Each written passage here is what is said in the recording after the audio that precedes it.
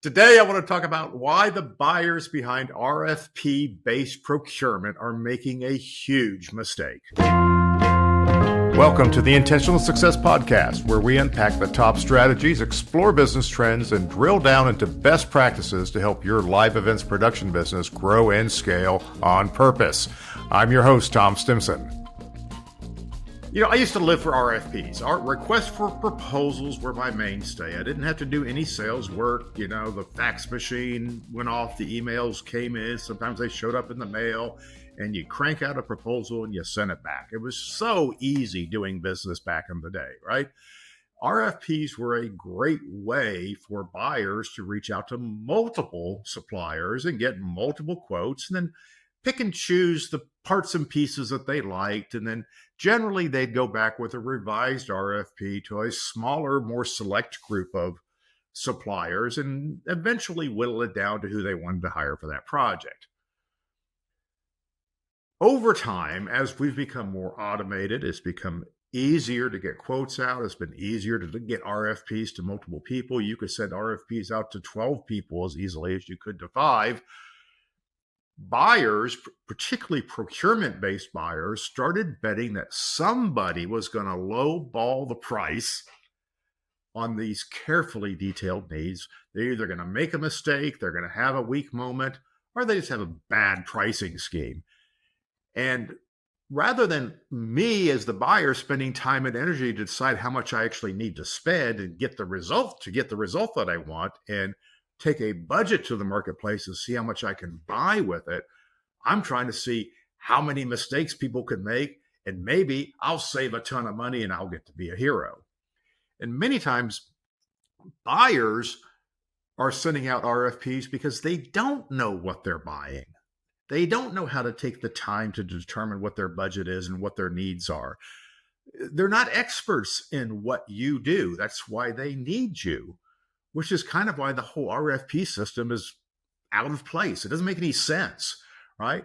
You're expecting somebody else to be the expert for you for free based on some terminology that you picked up from a proposal somewhere or heard from someone. Instead, they should be going out and say, hey, what would it cost to do this? And what they're going to get back is a lot of calculation errors. They're going to get a lot of conflicting information about timing, quality of work, the frequency of the buy, the terms and conditions that are tied to it. There are too many variables in there, and the RFPs are not built to break down all the variables. They want to break down the components, many of which are not variables. So, buyers, if you want to vet your suppliers, ask them how they recommend you spend your budget. Okay. If you want the cheapest supplier every time, just send out RFPs. That's probably what you're going to end up with. Just take the lowest price and go with it. Everything will be fine. Everybody will live up to their word and make up to it. And you'll have to find another supplier next time, which is what you intended to do anyway, right? There is no, well, we do this all the time, we're going to hire you forever. That's implied in the RFP process. No, you're going to move along, one and done. So if you are sending out RFPs, requests for proposals on your projects, then you are stating, one, either that you want the lowest price, or two, you don't understand what you're buying. Worse, you're probably saying both of those things. It's not a good look, right? I was asked many years ago, and it wasn't that many years ago, certainly, but in the before times, pre-pandemic, by a major pharmaceutical company, well-known buyer, lots of events, lots and lots of events, product rollouts, sales training, medical training, all these sorts of continuing education hours, huge portfolio of stuff. And they asked to hire me to advise them, and this is a quote, how to stop these suppliers from making so much money. And I thought, well, that's a poorly worded request. And I said, well, what do you mean? What do you mean by that? Don't you want them to make money? No, we don't want them to make money. Look at these things. Their premise was ridiculous. They were comparing the purchase price to rental costs for consumer items like large screen video displays, or TVs as they like to call them. They were cherry picking quotes they'd gotten over the phone from wholesale rental suppliers about what a wireless microphone should cost. And I tried to explain that in the end, their suppliers were just going to change their math to something else. If you expose all of this and you come at them with this bevy of knowledge that you want me to arm you with, they're just going to change their pricing scheme, and I'm going to advise them how to do it, right? No one was going to do their work for free, okay? And trying to beat people down on something that is inherently not commoditizable. You can self-commoditize. We can get people convinced that they are not worth anything, and they will cut their margins to the quick. And after a while, they won't make any money and they won't do it anymore. But our industry is a service industry, and it is not a commodity, okay? So I told them in the end, I told them I was not going to help them because of three things. I said, number one, their premise was wrong. It was ridiculous to think that that little bit of data was indicative of how much money these organizations were making for gathering all the equipment, hiring all the people, building all the cases, doing all the maintenance, all the trucking, and all the stuff that are involved in these highly complex deals based on the price of a television set from an ad on Best Buy. Okay. Number two, the outcome of this project to beat their suppliers down was not going to be durable. They're just going to change how they raise their money. Okay, they're going to change their pricing. They're going to make money somehow, or they're going to go out of business. There's going to be fewer suppliers, and now you're going to have even less control over the marketplace than you think you're going to get. And the third reason I turned this down, and I told them this, is you can't fix stupid, right? Life is too short to work with people who think they are smart and they aren't. Okay, you guys are asking the wrong question. You're trying to solve the wrong problem. I said, if you want me to help you solve your internal problem that thinks that your job is to beat down suppliers, okay, for something that's as important as communicating your corporate message, right? You can hire me for that, and it's really expensive, right? So buyers, if you found this podcast, thank you. Listen to me. You're doing what somebody asked you to do. It's your job. I get it. You have to send out RFPs. Your method works on commodities. Let me explain to you how to buy services. Listen to the rest of the podcast. Now, sellers, listen to me, okay? Buyers that rely on RFPs and procurement tactics are missing the point. You are absolutely correct. You're frustrated, rightfully. Here's how you can help save them from themselves, okay? Buyers, your customers, think you are negotiating a finite profit number. They think you actually know what your profit number is. They have no idea that you're guessing a wide range of outcomes and you're manipulating multiple variables without any true science to it. I know it's sad, but we have no idea where our pricing comes from. We just make it up. We move the things around until we get to a number that we think the customer will buy, and we send it out to them. They think you know what you're doing, and you're protecting your huge profit margin by moving numbers around.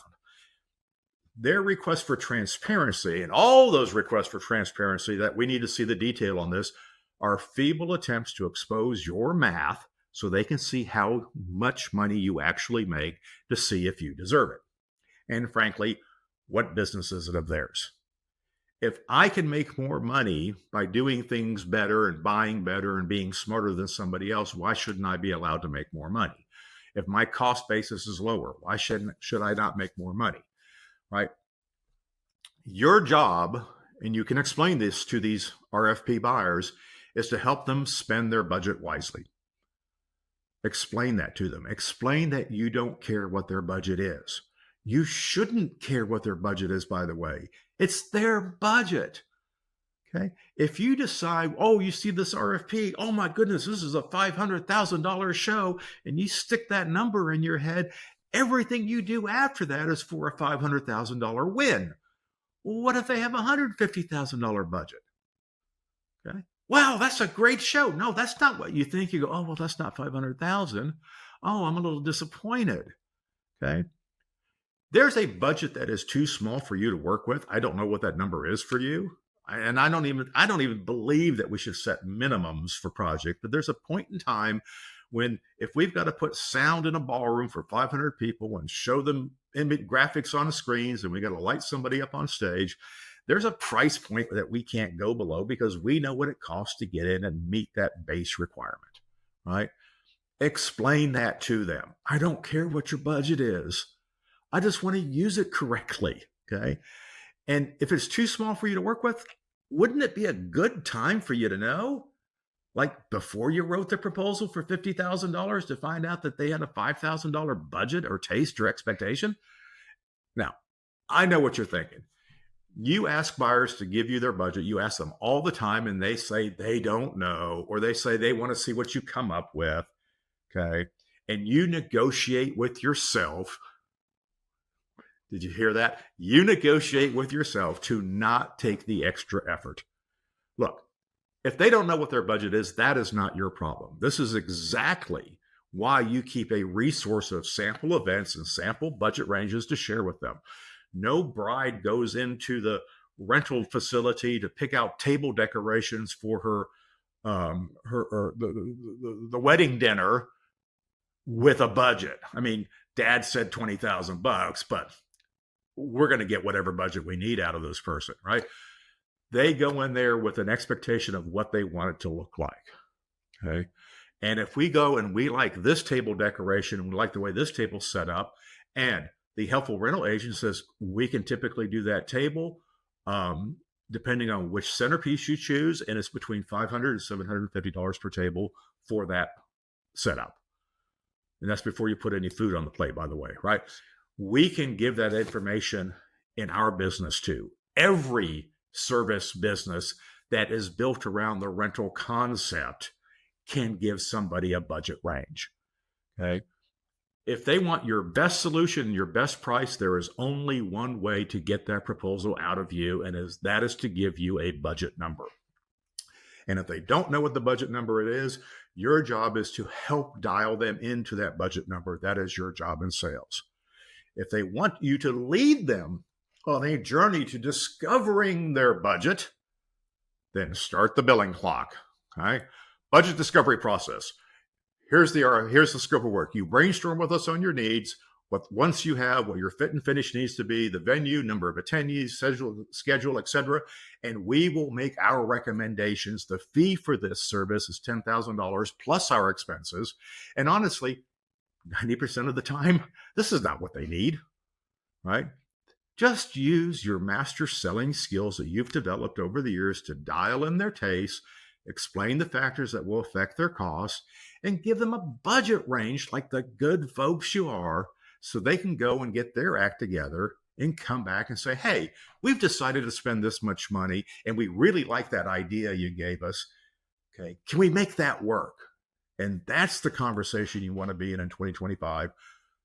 Stop being an order taker. It's a new year. Make that resolution now. Thanks for listening. If you want to find out more about today's episode, go to trstimson.com/podcast, where you'll find the show notes, related links, and tons of other valuable resources. If you haven't already subscribed to the Intentional Success Podcast, please do so, and I'd greatly appreciate if you would rate and review the show. Also, if you think you might be a good fit to work together or want more information about the Stimson Group, I'd love to hear from you. Visit trstimson.com for more information.